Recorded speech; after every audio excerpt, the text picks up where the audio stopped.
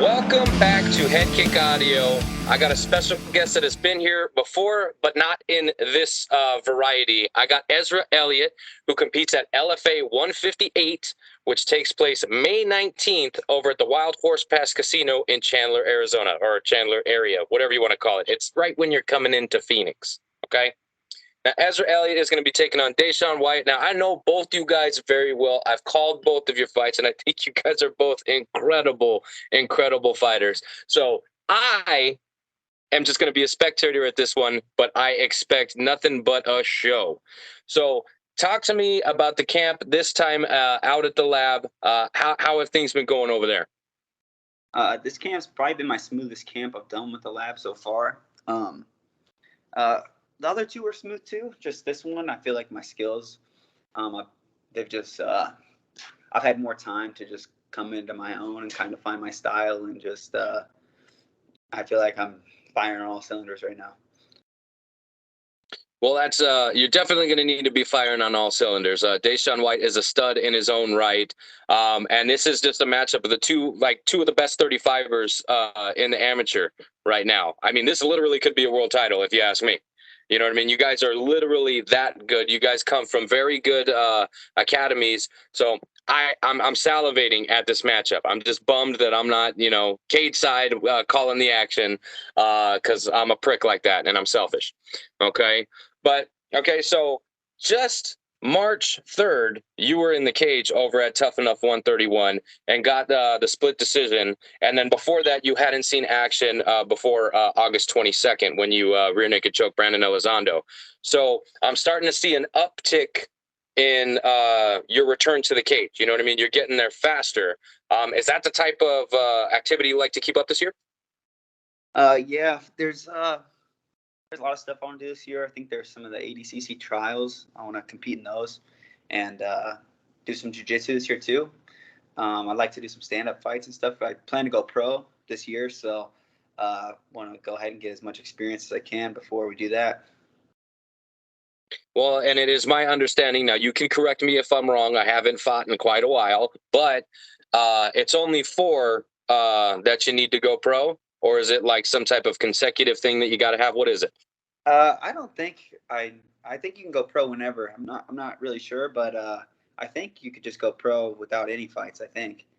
Well, you won't catch me going pro anytime soon. If even if I fit the criteria, it's just not in the cards for me. I'm too old now. Yeah. For up and coming fighters like you, and I understand a lot of it is it probably is less commission, more coaches. Coaches want you to get the experience. I know one fighter said that he wanted to compete 8 times as an amateur before he went pro, which I think is pretty steep for an amateur career. But hey, if that's what you want to do, go ahead. So you're thinking pro this year? Yeah. Yep. And how old are you, my friend? I turned 23 the day before this fight. So right now I'm 22. I'll turn 23 this month. So you're treating yourself for a W on your birthday. Well, the day after your birthday. That's your birthday gift to yourself. Yep, correct.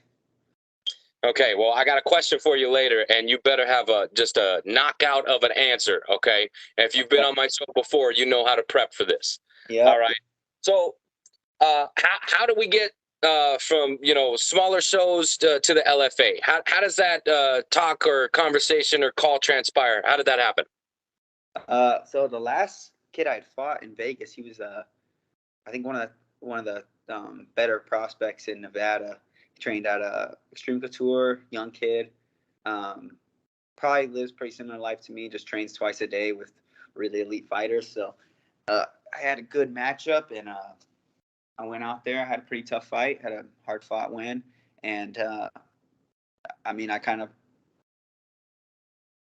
gritted out at the win. I just, I would say I had a little bit of a stale performance, but that's what amateurs are for. You get the rust off, or you kind of just find what's going to help you perform your best. And after that fight, we were sitting backstage, me and Kozak, right after the fight, and he's like, "Yeah, I think there's an LFA card in May if you want to do it."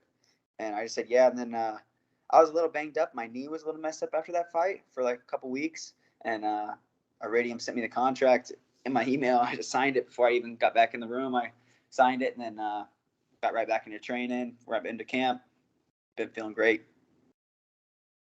Well, that's excellent. And you're literally, bring it down shelf a little bit. Center your camera. There you go. No worries. Like I said, good looking guy. They want to see that. This is good for you. Trust me. It's good for the video. But you know, you're literally already training like a professional. You've got the management like a professional, and you're competing for these high class organizations like a professional. So it only seems fitting that, you know, in the next, you know, 1, 2, 3 fights, you're pro. You know what I mean? I kind of see that transition happening for you. Now, obviously, first things first, we got to get through DeShawn White, which is a tall task in its own.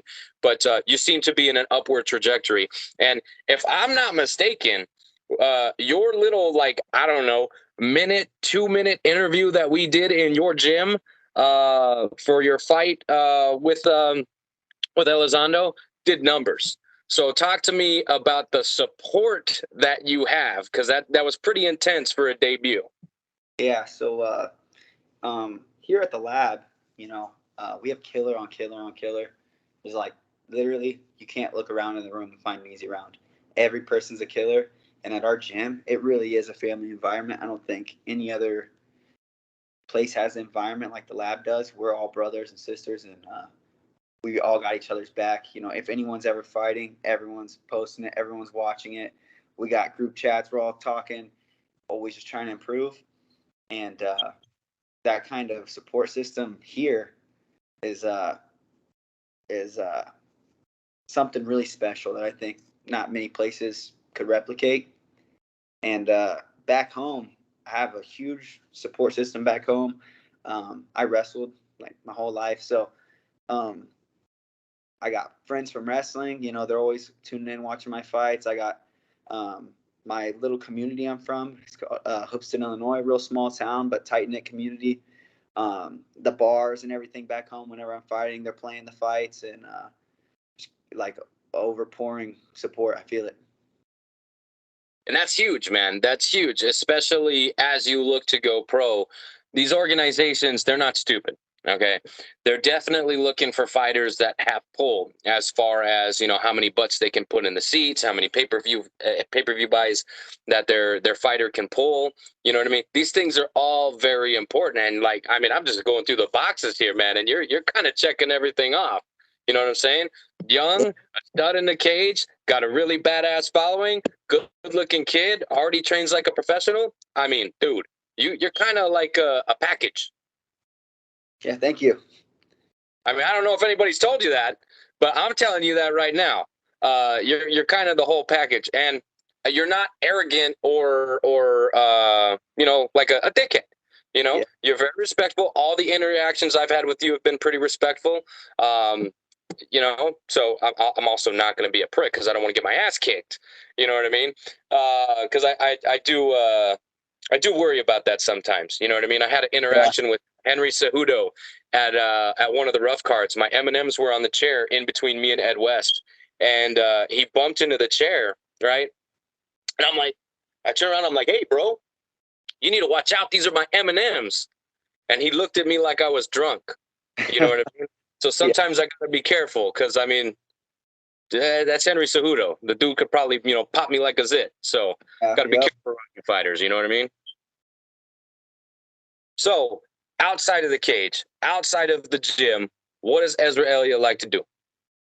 What I like to do, you know, I'm a pretty simple guy. I like to, you know, hang out with my friends and my buddies, my girlfriend. I like to go do stuff. I like to hike up north. I like to do some mushrooms. I like riding BMX. This is one like hobby I really like. I like doing I like outdoor stuff. I like camping. I like, you know, just kind of being out with nature. It's kind of my thing. That's what I like to do. That's all good shit, man. That's all good shit.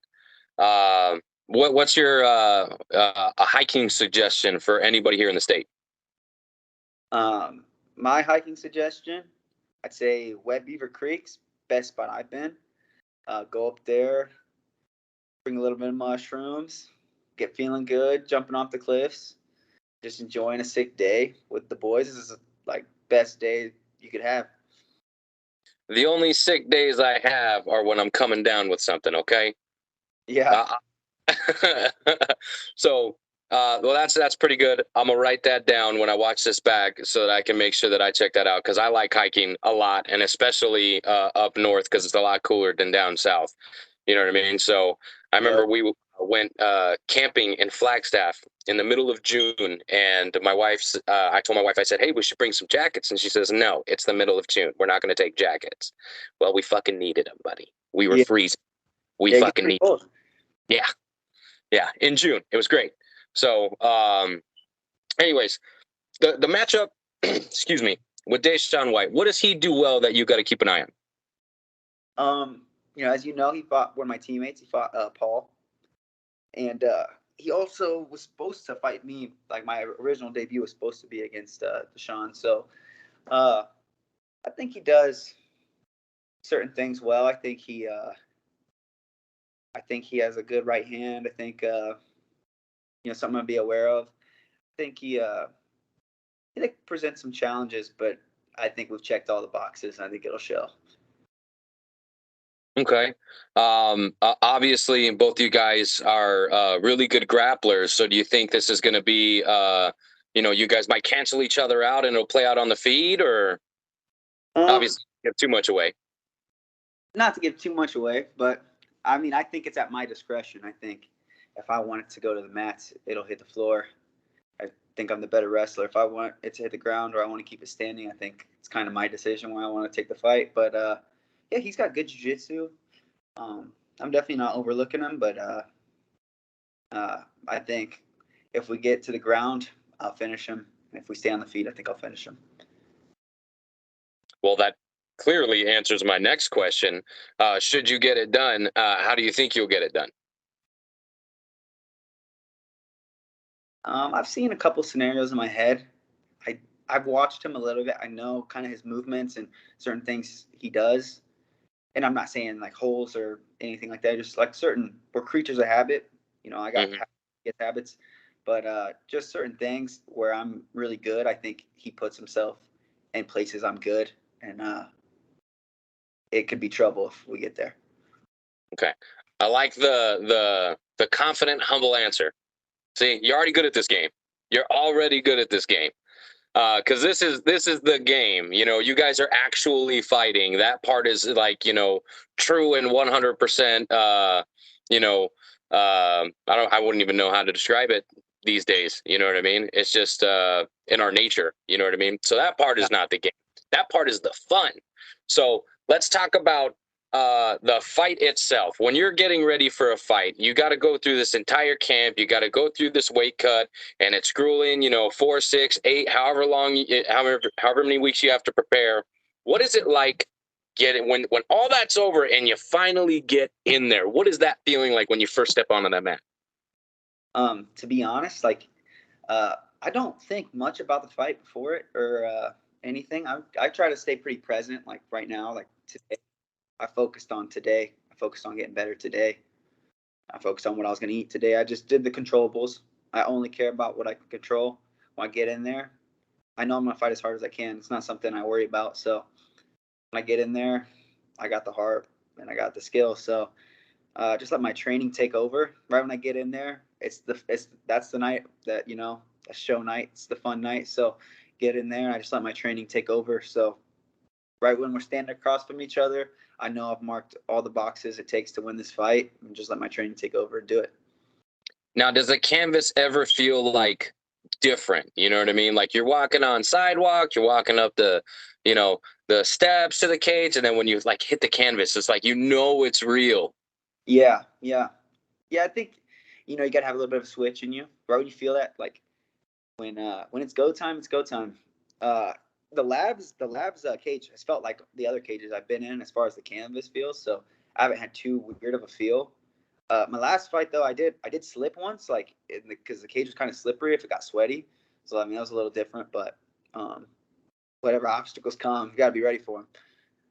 Yeah, because that was always my thing. It's like as soon as my foot hit the canvas, I'm like, ah, shit, I can't turn around. I can't, say, hey, I've got an injury, or no, nope, you're fucked. You're just stuck in there with that guy who's been training to kick your ass for the past however long, and you got to deal with it. So I always found that part like the trickiest part. But I was young, I had a lot of I didn't have any coaching or anything like that, so it was definitely different for me. But now you guys come with like professional camps, and you guys got it all going on. So I'm very very happy that the sport has progressed the way it has, because now guys like me, we're one and done. You know what I mean? We Yeah. don't even have a chance to stick around and waste anybody's time.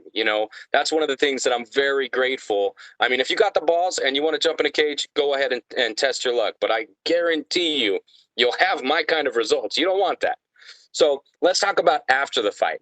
Okay. When Mike Kendall, I believe that is the announcer, when he raises your hand and you're announced the winner, I want to know how you're going to celebrate with your victory meal. Okay, so this fight's a little different.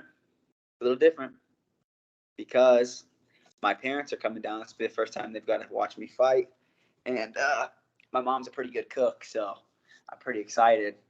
So they get down for weigh-ins, so my mom will be kind of cooking my food and stuff, and for after weigh-ins, get me refueled, go in here, whoop some ass, and then we get back to the house. Probably have a big birthday cake. So I'm been wanting some cake for a while. I haven't had cake in, I don't know, maybe 4 or 5 months. So I'm ready to go. Well, you can't go wrong with cake. Now, what is your cake of choice? No, I kind of like just a standard birthday cake. I just like with the vanilla icing and just like a regular birthday cake. I think it's really good. That and some chocolate milk. Chocolate milk's my main weakness, so that and chocolate milk together, perfect.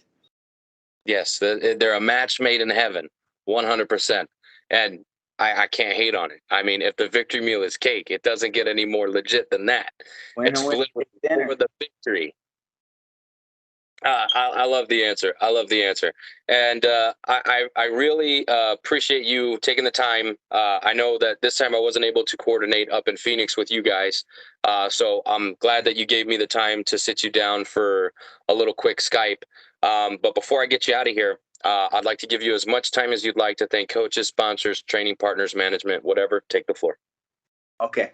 So I first of all owe everyone at the lab a huge thank you. That's first and foremost. Our coaches there, teammates there, all my training partners. I literally get to work with the best team in the world. Stuff that a few years ago I wouldn't even have imagined.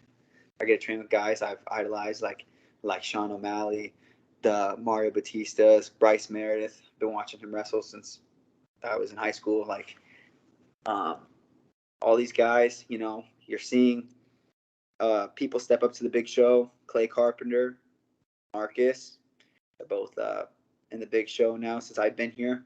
They both made it to the UFC, and you're just going to keep seeing it. You keep seeing the lab produce winners, champions, guys in the UFC, and I look to stamp my name with the rest of the guys here in the next few years. I want to thank Iridium. Iridium's been great to me so far. I've had a good relationship with them. They've hooked me up. I want to thank my family. They've went above and beyond. My girlfriend, she's the best girlfriend in the world. I thank God just for the opportunity I get to do this. So, whatever I end up making in this career, I'm just happy that I even get to do it. What I enjoy. I'm healthy. I'm happy, and that's it. Thanks for your time. Hey, I appreciate you, man. Like I said, I know fighters get busy and it's not always easy to make time, but I appreciate that you were able to get it done with me tonight. And I wish you nothing but the best of luck. Again, Ezra Elliott competes at LFA 158 at the Wild Horse Pass Casino on May 19th against DeShawn White. Literally, like I said, in any If this was any other organization, this is a freaking title fight. Okay, like I said, this is basically my title fight. I'm gonna call it right now. This is my title fight for the 135 strap. Okay, it's the inaugural Bantamweight head kick audio champion. We're gonna call it right now. I like it. Yep. I like it. So before I get you out of here, is there anything you'd like to get out into the universe? Good. All right, man. Well, I appreciate the time. Until next time. All right. Thank you, brother.